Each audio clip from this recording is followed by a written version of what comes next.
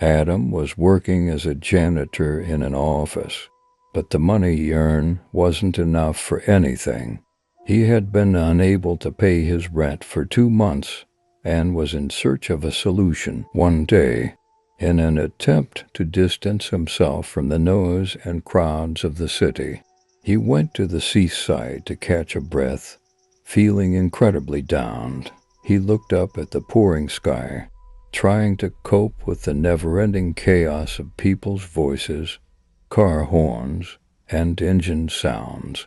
He tightly shut his eyes in frustration as raindrops fell on his hat. He received a message on his phone. His friend Chris urgently wanted to meet.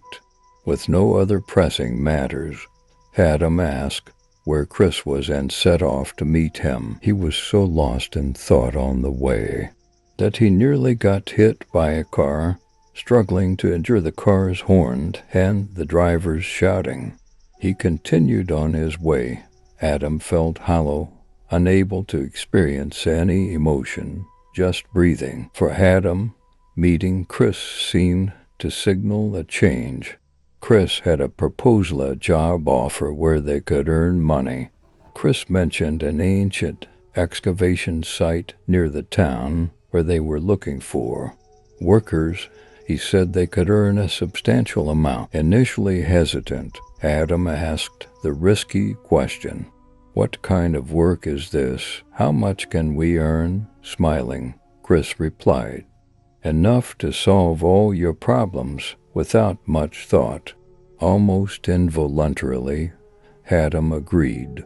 "Okay, let's do it." Adam and Chris went to the excavation site and expressed their interest in working there. Due to the rain, everything was now covered in mud, making it difficult to walk on the ground.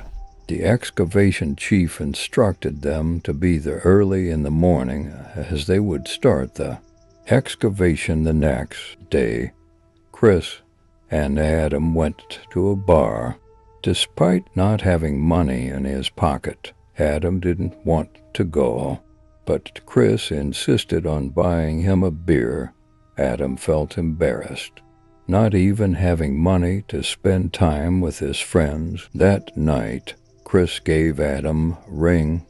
"Wear this ring tomorrow," he said. "It's a protective ring. There will be an excavation of an ancient site. We don't want to anger evil spirits." Adam took the ring and put it in his pocket, not believing what Chris said. "Let's rest now. Tomorrow will be a tiring day," Adam said as they left the bar.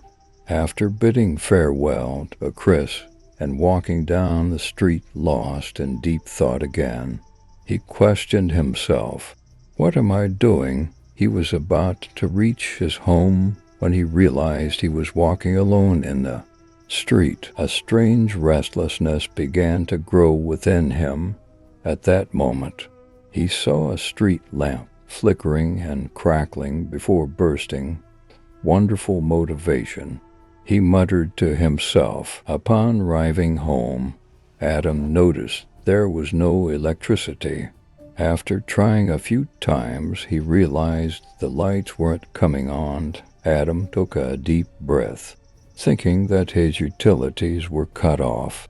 Because he couldn't pay the bills, he changed his clothes and immediately went to bed. Adam fell asleep, but at 3:13 in the morning, the sound of running water suddenly came from the bathroom. Startled, he woke up. "What's happening?" he said groggily.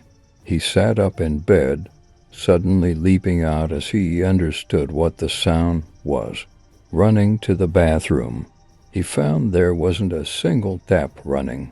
Unable to comprehend, Adam checked the taps, but there was no issue. "Thankfully, I still have water," he sighed with a forced smile. He closed the door and went back to bed, falling asleep again. Suddenly, he awoke to disturbing noises within the house. He looked around with the light from his phone and saw a pitch-black goat staring at him from the foot of the bed. Waking up with a deep breath, sweating, Adam muttered to himself, "What's happening tonight? It was already 6 o'clock in the morning. I still have some time." He thought and went back to sleep. Then suddenly he turned his pillow over and lay down again. An hour later, he was awakened by a knock on the door. Going to open it, he faced the landlord. "Either pay the rent or get out of my house." The landlord yelled at the doorstep. Adam quietly looked at the landlord and managed to say, "I will pay." The landlord shouted back, "When? Just 1 week from today," he said. He couldn't manage to get the stubborn landlord to leave. He said to himself, "I have to do this," and told the landlord one last time, just 1 week. Before closing the door, "I don't know which is the nightmare, the night or the day," he mumbled to himself. He opened the cupboard, hoping to snack on something. But there was only a 2-day-old slice of pizza. After examining the slice, Adam said, "Nothing's happened yet," and ate it. He went to take a shower. The warm water was relaxing until he heard a sound. Adam focused on the noise. He had heard it last night too. Quickly drawing the curtain, Adam saw nothing. He decided that was enough of a shower and got out. Just as he was about to enter his bedroom in his bathrobe, the black goat he had seen in his dream last night was staring at him from beside the bed. Adam couldn't take any more adrenaline and fainted where he stood. Awoken by a knock on the door, Adam slowly opened his eyes, holding his head with both hands. Suddenly leaping up, Adam looked around, but saw nothing despite remembering everything. As the knocking on the door continued, Adam, barely managing, stumbled towards it and opened it. It was Chris. "Are you still not ready? You're in a bathrobe." "Are you aware?" he said, storming in. Chris said, "Change your clothes immediately. We need to leave." Thinking about what had happened, Adam thought, "I think I'm losing my mind." But the landlord who came in the morning was very real. Adam quickly changed his clothes and joined Chris. "Let's go," he said, looking out the window. But suddenly Chris began banging his head against the window. Adam tried to understand what was happening. When the window suddenly shattered violently, Adam turned around, screaming, "What's happening?" Chris came from the kitchen. "What's wrong with you?" he yelled at Adam. Adam just dumbly stared at the Chris in front of him. Nothing. "Let's just go now," he said, and left the house. "I don't know what's worse, the night or the day," he muttered to himself. Finding the ring in his pocket, Adam said, "Not yet." When Chris asked if he had put on the ring, "It's enough to have it, but you should wear it. We don't want anything bad to happen," Chris urged while chatting. They arrived at the excavation site. The supervisor said, "Finally you're here. You didn't come here to have fun. You'll meet all your needs here." Adam looked at Chris and gave a puzzled look. Chris nodded, indicating everything was fine. Taking a shovel and a pickaxe, Adam and Chris started digging the soil. Adam started getting tired, sweating profusely in the cold, but the image of the landlord made him continue digging, hoping to find something. As he fervently dug into the soil, he suddenly heard a very sharp ringing in his ears. Dropping the shovel from his hand, he began holding his ears. Chris dropped the shovel and ran to Adam. "Are you okay?" he yelled. The supervisor rushed over. "What's going on here?" he demanded. Chris brushed it off. "Nothing. Everything's fine." I think Adam just had a tough night. Adam suddenly looked at Chris and tried to regain his composure. Taking a breath and sipping water, they resumed the excavation. Minutes chased minutes. They made friends, laughed, had fun, got tired, and sweated. It was midnight, and silence reigned in the ancient excavation site outside the small town. Everyone was chatting. Those tired retired to their tents. Chris asked Adam if he was okay. Adam managed to say, "I'm fine." Chris eyed Adam suspiciously. "Come on." They both got up and went to their tents. The excavation team lived in tents set up around the ancient ruins. Adam couldn't fall asleep. He turned right, left. It seemed sleep wouldn't visit him tonight, so he stepped outside the tent. For some fresh air, the outside fire was still burning, with the crackling sound of the fire and the yellow light it cast. He remembered why he came here. Looking up at the sky, he murmured to himself, "I have to do it." He started wandering around, putting his hands in his pocket, but the ring in his pocket bumped against his fingers. He carefully took out the ring, thinking, "Instead of crowding my pocket, let it stay on my finger," and wore it. He had moved a bit far from the camp and decided to return. Just as he reached his tent, the fire caught his attention. When he turned to look, he saw pitch-black figures around the fire. He fainted on the spot. When he opened his eyes, his team members were trying to wake him up. Adam sat on the ground, trying to understand what had happened. Having regained himself, he assured his friends that he was fine, attributing the fainting spell to exhaustion.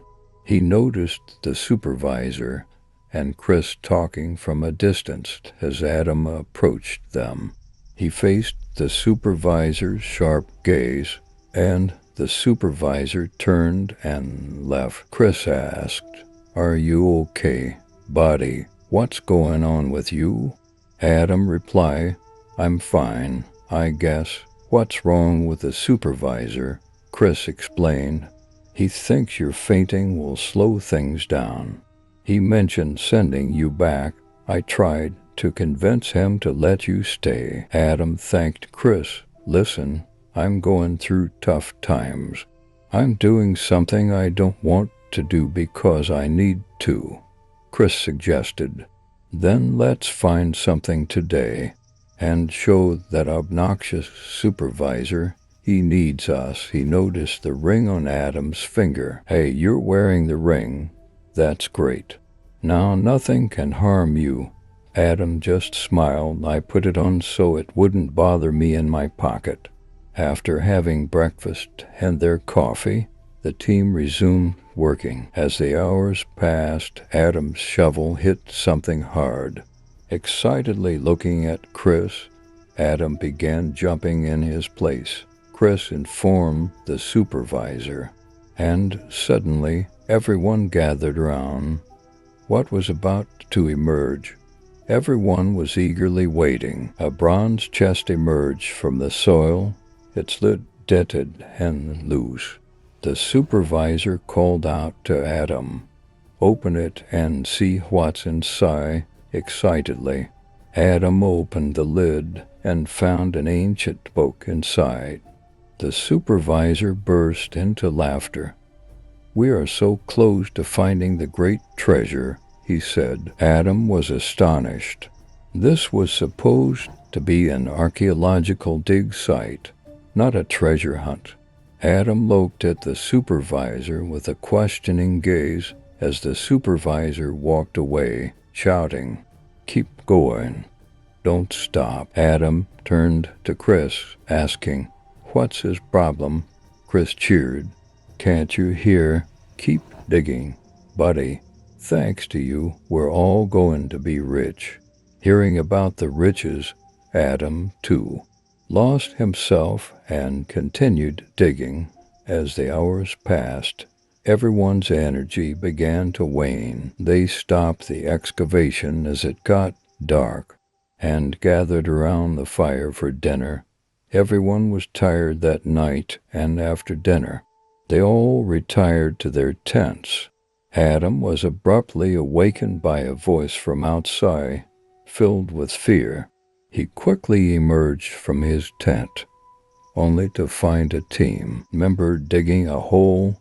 "Hey," Adam called out, and his friend stopped digging as his friend turned to him. Adam saw that his friend's eyes were pitch black, illuminated clearly by the fire's glow. Suddenly, he threw himself into the pit as he felt the dirt he had moved began to fall on him. Despite his efforts to escape, he was buried underneath. Adam, now with a shovel in hand, started digging, but no matter how much he dug, there was nothing there. Suddenly, feeling something behind him, Adam froze and slowly turned around. There was a figure behind him. Then it vanished as if it had passed through him. Adam collapsed where he stood, struggling to open his eyes. Adam saw Chris. "What's happening?" Adam murmured. Chris asked, "I found you outside again last night and brought you back to your tent." "What's going on, buddy?" Adam replied. "I don't know, Chris. I really don't know." After the workers had breakfast, they noticed one person was missing. The team grew uneasy. As they couldn't find their friend anywhere, Chris speculated maybe he got scared and left. What else could have happened? But Adam wasn't thinking the same way. He quietly began his day as the same events repeated. Adam saw a stranger watching him from the edge of the hole he had dug. "Hey, who are you? I don't think it's legal for you to be here," Adam said. The stranger just stared at him. "Leave everything and get out of here," he demanded. Adam asked, "And who are you?" The stranger moved away from the pit. When Adam climbed out of the hole, he saw no trace of the stranger. Adam, thinking he was going mad, returned to the pit and remembered, "I have to do it." And the following nights, one by one, the workers were decreasing, but Adam, consumed by greed, seemed to ignore what was happening. One night, while sleeping in his tent, Adam heard a voice from outside calling his name. Startled, Adam looked around, but there was no one. "Come outside," the unfamiliar voice said with fear. He stepped outside and saw the stranger standing there. "Adam, you've been ensnared. It's your turn. Leave everything and get out of here," the stranger warned. Suddenly, a lightning bolt flashed.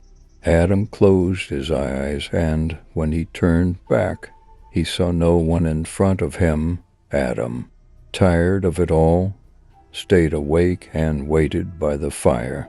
At the first light of morning, the supervisor woke up and went outside. Adam, seemingly in a frenzy, charged towards him, shouting, "What's going on here?" The workers heard his voice and came out of their tents. Chris leaped onto Adam, yelling, "Snap out of it! Stop!" Adam was suddenly shocked, frozen. At that moment, on the nearby hilltop, he saw a shadow, the same stranger. Adam dropped everything and ran towards the hill. The stranger was waiting. Chris tried to stop him, but Adam's eyes had turned pitch black with fear. Chris let go of Adam. When Adam reached the top, he grabbed the stranger. "Answer me. Who are you? What's happening here?" the stranger asked Adam to close his eyes. Though Adam resisted, the stranger was not insistent. "I'll show you what happens if you close your eyes," said the stranger. Adam closed his eyes in fear and saw his deceased friends buried underground, their deaths filled with agony. He saw the supervisor making a deal with a shaman, being able to retrieve an underground treasure in exchange for 5 sacrifices otherwise. If the deal wasn't fulfilled, the cat would die. He saw that the supervisor was Chris's father, and that the one who wore the given ring would be the ultimate sacrifice. Suddenly regaining his senses, Adam looked at the ring on his finger, realizing it was the ring the supervisor had given. Fearfully, Adam looked at the stranger. "This place you see was my home. Now you are excavating it. The spirits of my evil relatives have claimed this place they took for your friends. I warned you to leave, but you didn't. The ring on your finger is mine, cursed with dark magic. Chris, who gave it to you, would sacrifice you, and then they would take my treasures. That was the deal. Remove the ring and bury it in the ground. Save yourself," the stranger said. Adam suddenly attacked the ring on his finger, but no matter how hard he tried, the ring wouldn't come off. The stranger shouted, "Hurry!" At that moment, Adam saw Chris and the supervisor running towards the excavation site with no other option. Adam decided to use the nearby shovel. First, he dug a small hole, then placed his finger on a stone and secured it with the shovel and his legs, using a stone from the ground. Adam struck his finger with the shovel. Severing it, he let out a loud scream. Quickly burying his finger and the ring in the hole, Adam covered it with soil. Turning to the stranger, he saw the stranger smiling, and then he lost consciousness and fainted. Hours later, when Adam woke up in pain, he saw that there was no one around, though he wanted to think it was a dream. Looking at his hand, he saw the truth. He looked towards where Chris and the supervisor had come from, but there were only footprints in the soil. They had paid with their lives because they couldn't fulfill the deal. Adam tore his shirt, wrapping his severed finger, and returned to his tent at the campsite. In front of his tent, he found a box filled with gold. Embracing it, Adam went back home and paid off all his debts. But nothing was ever the same again. He still saw Chris and the supervisor in his dreams, still witnessing their screams